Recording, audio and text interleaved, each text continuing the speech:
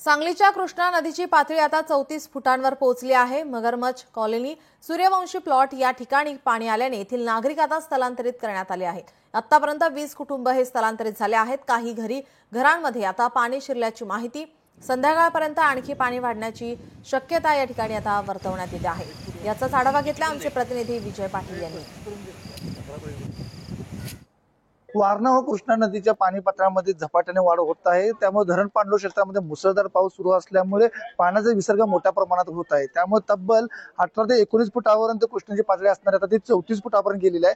त्यामुळे आता सकल भागामध्ये पाणी साचत आहे। आपण आहोत इथं मगरमच्छ कॉलनी आणि सुरक्षित प्लॉट या ठिकाणी आपण पाहतोय कशा पद्धतीने पाणी आता हे शहरात पसरण्यास सुरुवात झालेली आहे।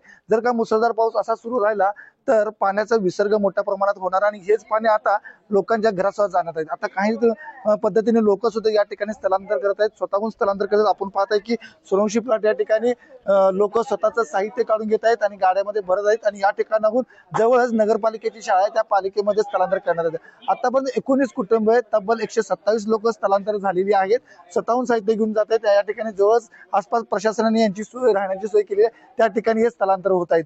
जर का पावसाचा मुसळधार सुरू राहिला तर मोठ्या प्रमाणात पूर येण्याची शक्यता आता पुन्हा वर्तवली जात आहे। कॅमेरामॅन सुजित सह संजय देसाई, लोकशाही मराठी, सांगली। कोयना व वारणा धरणाच्या पाणलोट क्षेत्रामध्ये मुसळधार पाऊस सुरू असल्यामुळे पाण्याचा विसर्ग सुरू आहे।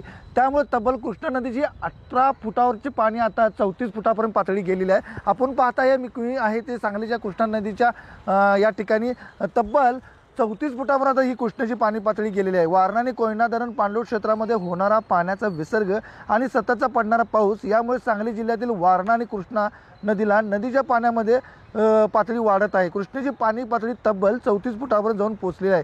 त्यामुळे काही सकल भागामध्ये पाणी येण्यास सुरुवात झाली आहे। सांगलीमधील तब्बल 19 कुटुंब 127 लोकांना प्रशासनाने स्थलांतरित केले आहे। संध्याकाळपर्यंत 40 फुटावर पाणी जाण्याची शक्यता प्रशासनाने वर्तवली आहे। त्यामुळे योग्य ती खबरदारी घेण्यात येत आहे। तसेच आज आणि उद्या 2 दिवस शाळांना सुट्टी देखील देण्यात आली आहे। कृष्णेच्या इशारा पातळी ही 40 फुटापर्यंत आहे।